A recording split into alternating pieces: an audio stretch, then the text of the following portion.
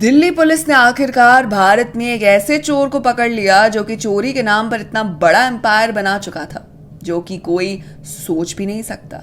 जिस हिसाब का लग्जरी लाइफस्टाइल और ग्रैंड रहन सहन हम चोरों का फिल्मों में देखते हैं, कुछ ऐसा ही था इस चोर का भी लाइफस्टाइल, जो कि काफी ज्यादा हैरानी की बात है।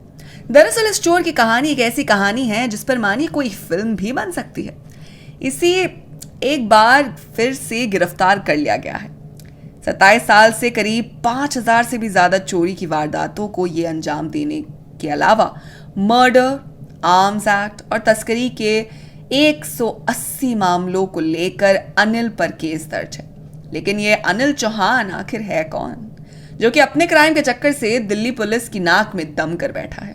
दरअसल ये भारत का सबसे बड़ा कार चोर है और इसने देश के अलग अलग हिस्सों से 5000 से भी ज्यादा कारें चुराई हैं। पुलिस के मुताबिक 52 इयर्स के अनिल की दिल्ली, मुंबई और नॉर्थ ईस्ट में काफी ज्यादा संपत्ति है। वो एक ऐसी लाइफस्टाइल को जीता है जिससे पूरे करने के लिए उससे ऐसी बड़ी बड़ी चोरियां करनी पड़ती है। पुलिस का दावा यह भी है कि वो देश का सबसे बड़ा कार चोर है और उसने इतने ज्यादा समय से इतनी ज्यादा चोरियां कर ली है जिसका हिसाब लगाना भी अब मुश्किल हो चुका है। पुलिस अंदाजा लगा रही है कि हो सकता है कि इसने 5000 से ज्यादा गाड़ियां चोरी की हो, लेकिन असली में यह नंबर क्या है ये तो भाई कोई नहीं जानता। ये कार चोरियां करने में मशहूर है और ये कोई आम गाड़ियां चुराने के साथ साथ बड़ी गाड़ियों को भी चुराता है। जाहिर सी बात है कि इसको हर किस्म के कार की पूरी नॉलेज है और जब इसे कोई ऐसी गाड़ी के बारे में पता चलता है जो कि काफी ज्यादा मुश्किल से मिलती है और जिसे पाना काफी मुश्किल है, ये ऐसी गाड़ी के मालिक और आसपास के सभी लोगों पर नजर रखना शुरू कर देता है। एक बार इसकी नजर किसी ऐसी गाड़ी पर पड़ जाए तो मानिए वो गाड़ी चोरी हो ही गई और इसके लिए दिल्ली से मुंबई ट्रैवल करने से भी कतराता नहीं है। इसके खेल का अंजाम तब हुआ जब मध्य दिल्ली पुलिस के स्पेशल स्टाफ ने एक टिप के बाद इसे देशबंधु गुप्ता रोड के इलाके से धर दबोचा।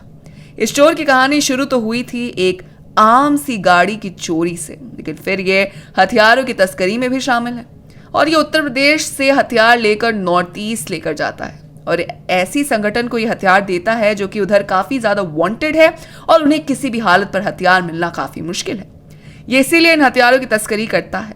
इसके कॉन्टैक्ट्स हर बड़े बड़े गैंग से है और हर कोई उसे गाड़ियों से लेकर हथियारों के लिए कॉन्टैक्ट करता है। बताया जा रहा है कि अनिल चौहान 1995 से दिल्ली के खानापुरा इलाके में रहता था और इसने अपनी जिंदगी की शुरुआत ऑटो चलाने से की थी।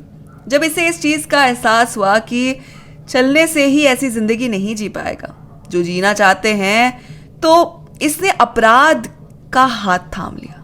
क्राइम में जब उसने शुरुआत की तो धीरे धीरे इसका जाल बड़ा होता ही गया और इसने गाड़ियां चुरानी शुरू कर दी। ये सब इसने 1995 के बाद ही किया। इसके बाद से ये रोजाना ही गाड़ियां चुराया करता था।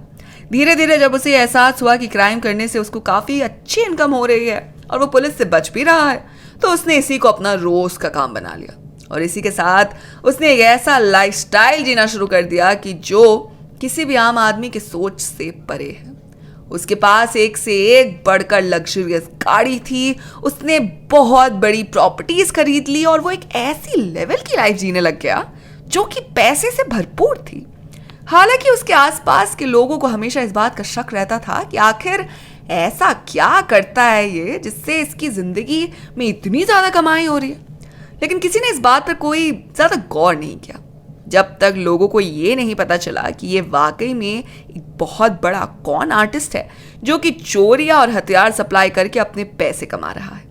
आपको बता दें कि 1995 से जब उसने कारों की चोरी शुरू की, उसके बाद उसने सबसे ज्यादा जो गाड़ी चुराई वो थी मारुति 800। एक आम सी गाड़ी मारुति 800 की इतनी ज्यादा चोरियां करता था कि यह मारुति 800 की चोरियां करने के लिए मशहूर हो गया था। पुलिस की नजर में भी काफी ज्यादा इसीलिए आ गया था क्योंकि मारुति 800 की चोरियों के बहुत किस्से हो रहे थे। उस समय इसका हाथ कहीं ना कहीं दिख रहा था। इसकी वजह से पुलिस इसकी खोज करने लगी।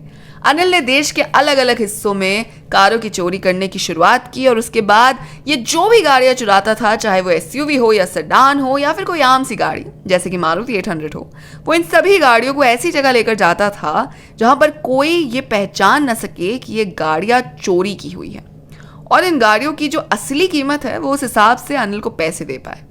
जाहिर सी बात है कि जब मारुति 800 जैसी गाड़ी को ये चुराया करता था तो इसमें कोई बहुत ज़्यादा पैसे तो नहीं मिलते थे, लेकिन दरअसल मारुति 800 जैसी गाड़ी की काफ़ी ज़्यादा डिमांड थी, क्योंकि हर आम से घर में रहने वाला आदमी मारुति 800 जैसी ही गाड़ी खरीद सकता था।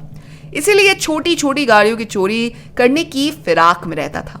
लेकिन धीरे धीरे इसका ये प्लान और बढ़ता गया, क्योंकि इसको एक ऐसा मार्केट मिल गया जहां पर बहुत ही आसानी से लोग इसकी चुराई हुई गाड़ियां खरीद रहे थे। इसीलिए जो भी गाड़ियां चुराता था वो उसे नेपाल, जम्मू कश्मीर और नॉर्थ ईस्टर्न स्टेट्स में लेकर जाता था और डीलर्स को बेच देता था। इसके कुछ ऐसे डीलर्स के साथ कॉन्टैक्ट्स बन गए थे जो कि बहुत आसानी से इसी चुराई हुई गाड़ियों की सही कीमत दिलवा देते थे। लेकिन इसी वजह से धीरे धीरे इसने गाड़ियों की चोरी से लेकर हथियार की तस्करी करना भी शुरू कर दिया, क्योंकि नॉर्थ ईस्ट में इसे ऐसे ही एक गैंग के बारे में पता चला जो कि हथियारों के लिए इसे बहुत ही ज़्यादा बड़ी रकम देने के लिए तैयार हो गए। इसी वजह से इसका लाइफस्टाइल और महंगा और दौलत से भरपूर हो गया। साल 2015 में अनिल को असम पुलिस ने भी गिरफ्तार कर लिया है। वहां वो 5 साल तक जेल में रहा और 2020 में रिहा हो गया। उसके खिलाफ 180 मामले दर्ज हुए। बताया जा रहा है कि उसके पास ऐसे कई राज्यों में इतनी ज्यादा प्रॉपर्टी है जिसका अभी तक पुलिस को अंदाजा भी नहीं है। ये प्रॉपर्टी करोड़ों में है और ऐसे अलग अलग लोगों के नाम पर है। उसका अनिल से लिंक निकलवाना ही काफी ज्यादा मुश्किल है। दिल्ली, मुंबई से लेकर नॉर्थ ईस्ट के स्टेट्स में भी उसने बहुत ज्यादा प्रॉपर्टीज खड़ी कर ली है। लेकिन जब इसे फिर से अरेस्ट किया गया उसके बाद अब इसका फिर से अपनी क्राइम की जिंदगी में वापस जाना बहुत ही मुश्किल लग रहा है। हालांकि जितनी चोरियां इसने की है वो इतनी सफाई से की है कि वाकई में 5000 से ज्यादा गाड़ियां चोरी करके बचना कोई आसान काम नहीं है। पुलिस इसे 10 साल से ढूंढ रही थी, तब जाकर ये पहली बार मिला। अब देखने वाली बात यह है कि क्या किसी ऐसे चोर की गाड़ियों की चोरी करके एक ऐशो आराम की जिंदगी जीता है। इस पर हमें धूम 4 की कहानी देखने को मिल सकती है। ऐसी कहानियां वैसे भी फिल्मों में देखने में काफी मजेदार लगता है और थिएटर वाला एक्सपीरियंस तो आप सब जानते ही हैं। साथ ही धूम 4 के लिए आप कितने एक्साइटेड हैं हमें कमेंट सेक्शन में बताइएगा। साथ ही अगर आपको वीडियो पसंद आई हो तो इसे लाइक कीजिए, दोस्तों के साथ शेयर कीजिए और फिल्मी दुनिया से जुड़े रहने के लिए सब्सक्राइब कीजिए हमारे चैनल बॉलीग्राज स्टूडियोज को।